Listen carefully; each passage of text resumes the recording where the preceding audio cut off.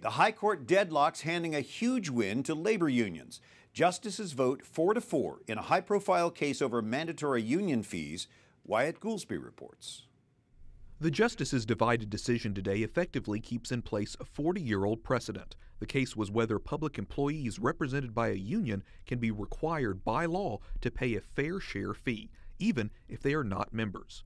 The lead plaintiff was Rebecca Friedrichs. The veteran Orange County teacher resigned from the California Teachers Association because she disagreed with their policies. But she was still required to pay several $100s in fees. She says those fees violate the rights of teachers who disagree with the union. If you don't walk lockstep with the union's positions, with collective bargaining, and their political positions, you are ignored and silenced. In January, Friedrichs received support from conservative groups across the country, saying the fees are an infringement on teachers' liberty.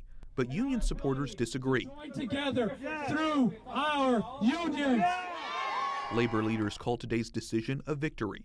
They say the lawsuit was a coordinated effort by conservative groups to weaken labor rights. We really see those corporate interests are not going to stop their attacks.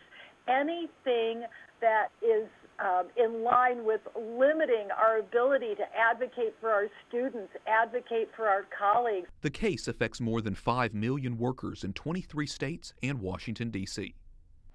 Before the late Justice Antonin Scalia's death, the court appeared as if it was going to strike down the precedent, but his death leaves the court without a majority to rule. This is the first major case since his death to result in a tie. Brian? Thank you. Wyatt Goolsbee at the U.S. Supreme Court.